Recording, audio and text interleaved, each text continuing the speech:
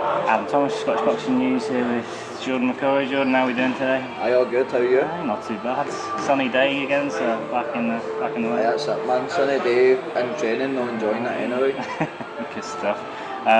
Yes, it's been a while since your last fight back in May. How did you find that? It was good, mate. It was just kind of one of the ones to just kind of try and get out and shake off the ring rust and stuff like that and just get back to it.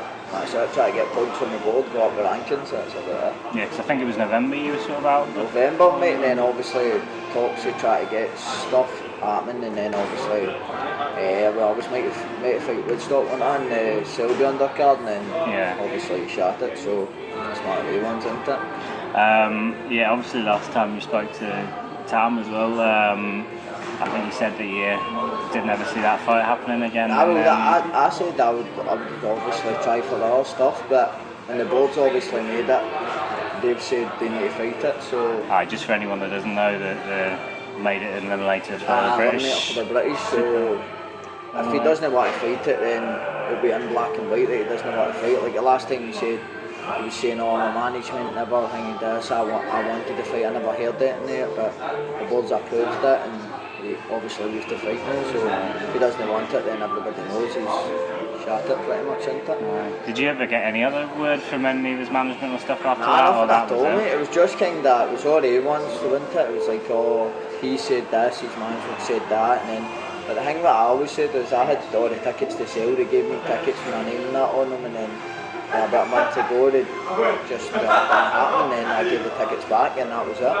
Sam got on that dinner show, so.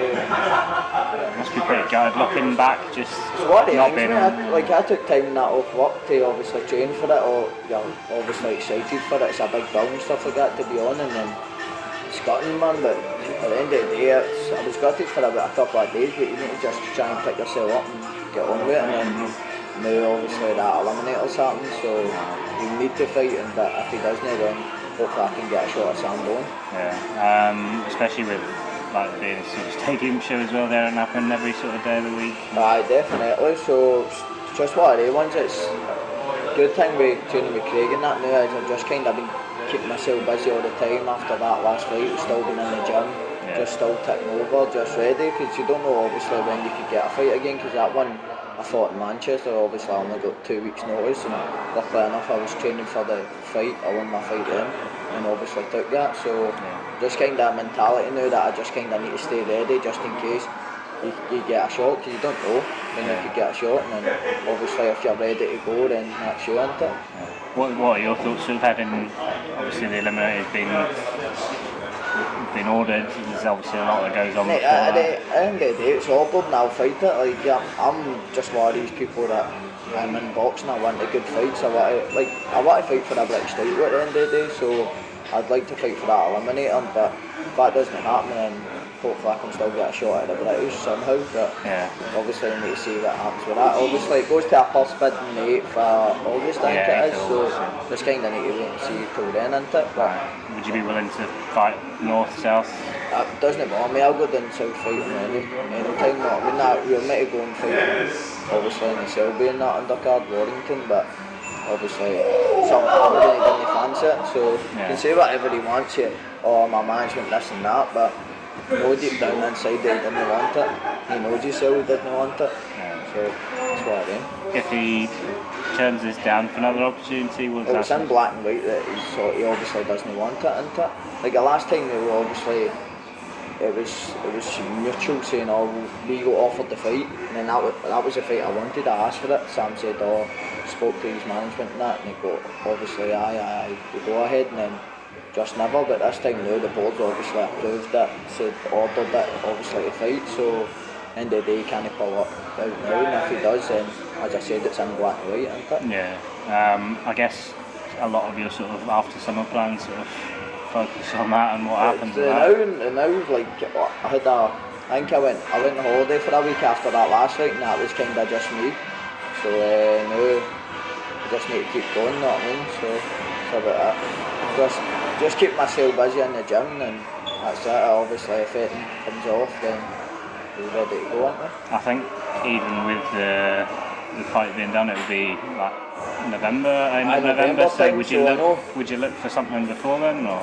probably just to try and keep you busy, just get you, as I said, just so the ring rust doesn't creep in all that. So, but obviously you just kind of need to wait and see what happens, because now you're still, before that you were still kind of, you're in between, you don't know what's happening, like you can't fight on one of them TK shows because really now you don't know what's happening. If the Eliminator then obviously goes to first bids, and then whoever wins that or bids in it gets that. So you just kind of obviously need to wait and see. Then I think you said it has to be contested before the end of November, didn't it? So then you could wait until November, as you said, to fight. So just need to wait and see.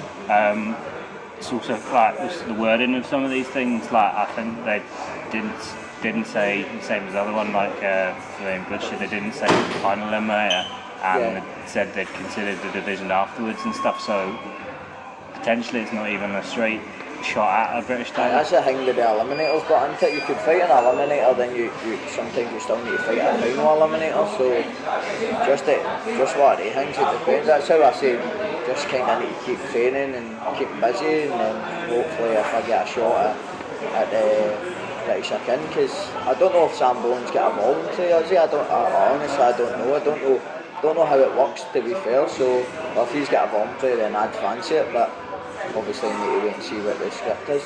I don't know the right thing is. I was hoping obviously to get a shot at him, but obviously because me and Woodstock are kind of the same ranking and stuff like that, I've obviously ordered an eliminator. So whatever happens, then just obviously need to fight it and see, and that's it pretty much, isn't it? Is the British title you really want, or would Aye, for sure. It's one of the best belts to win, isn't it? For sure. Like compared to where I was last year, now, man, like it's dynamite pretty much. So because this year, last year I wasn't even in the top 10. I wasn't even close to it, to be honest. I think I was like close to 20, and now obviously I'm in the top 10, and obviously talking about fighting for the British title. Everybody before they start fighting and stuff like that go pro, they want to fight for the British title, isn't it? It's just it's some belt to fight for, like, even if you win it, not win, it's dynamite. Would you put that over your European one if you ever go for that one? Definitely, but you want to fight. Not everyone at now, obviously you want to fight for the British, and then if you win that, then fight for the European now for sure. But for me now, it's just kind of what it comes up. That's it. Just kind of. So just making that sort of step from the Scottish level, from like the sort of the area up into the British level. Pretty much, mate. It's just kind of one of the ones, like as I said, you're in the top 10 in Britain now, so hopefully I can get a shot at the British title sooner rather than later. Yeah. If either of those, Sambo or Woodstock, weren't available, is there anyone else that you would look at in? I'd just leave it up to Sam, and then whatever he says about it, then we'll go. Like every time he's got me a fight, he said, "Oh, you want to fight this guy?" I've said, "Aye." "You want to fight that?" "You want to fight down in Manchester in 2 weeks?" I've said, "Aye," all the time. Like he'll tell you himself. Every time he's asked me to fight, I've said, "Aye." So I'm no worried people that's got to shy away and stuff like that. If there's a fight, we a fight on the top 10, then I definitely will get it on. Right. Someone who's Scottish and fighting up there, not too distant future, Ronnie Clark, someone you've faced before? He's fighting David Oliver Joyce. David Oliver Joyce. It'll be a good fight. It's a good bow as well to be on, isn't it? So I'm sure it'll be a good fight. Like Clark's a tough, good boy, you know what I mean? But Joyce is obviously got his amateur background. He's meant to be really, really good. So it'll be a good fight, isn't it? Did you see his one against Zelfa Barrett? Aye, that was a good one. I spoke about that like my last interview and that. Like he done well, like fair play to him. Obviously he took the fight with 2 or 3 weeks notice. And that was a hang nothing against that Zelfa Barrett, but I kind of jumped on the hype train as well. I thought he was going to beat Ronnie, to be fair, but Ronnie was just too strong, too fit for him, and just kind of shocked him pretty much, didn't he? Yeah. Obviously you fought him before, came off on the wrong side of it. Is that something you'd ever look at again? Aye, definitely. Like Ronnie's a good boy, and he's big for the weight, he's strong and that, but I was obviously beating him until that last round, but he's went on and fought for the British, and then he's obviously got that belt and that now, so I don't see why no in the near future how we can get it on at some point. Fair enough. What sort of do you do outside the ring, just as eating. You just eat. No, just eat. Nah, the 9 to 5. just work training, pretty much that's it. Like, there's no much you can do when you're boxing all the time. You've obviously got boxing Monday, Wednesday, Friday. Just kind of takes up all Do you your do time. that full time then, the boxing? Nah, mate, I work as well, so it's just kind of try to work around boxing and stuff like that. But usually when obviously I've got a big fight coming off, my work's usually brand new and they let me obviously have a good bit of time and that off for it, so Yeah. it's good that way, isn't it? Yeah. When did you swap to sort of that Renfrewshire gym? You sent me like. Oh, that way, Craig, Yeah. what's that? My first fight I had with Craig was, I think it was October. Aye, the end of October. I thought, I can't remember the boy's name, Castillo or something. I fought him at Paisley. And 2 weeks later we fought in Manchester. So, but I'd only been training with Craig for about a month or something. So, but that's what I said in the last interview. Like, for me, it was good to go with Craig because he gave me a new lease of life. It's better training with him. Like before, I was just kind of just got to training for the sake of got to training, just because it was something I knew and knew. Before I got to training, I enjoyed got to training and stuff like that. Like before, I was just doing it because that's all I knew to do. And now I enjoy going to the gym. I enjoy training. Just as I said, I knew lease of life. That's it. When were you looking for like the swap and like training at that point, or? Pretty much like after I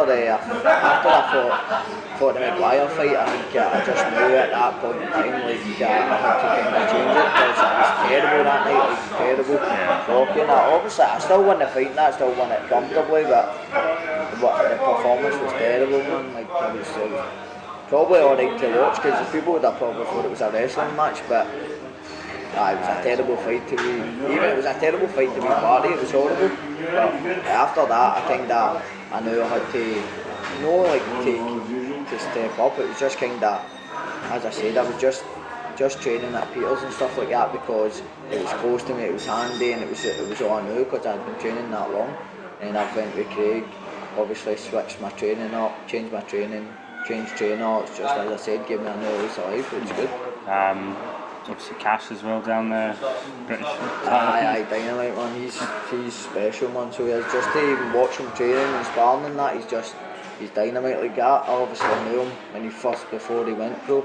I saw him at Peter's club and he was training that there, but with Craig, like he's just coming on leaps and bounds all the time. Like watching him in sparring, he's just a different level. That his last fight, he was Dynamite, just blew the guy away.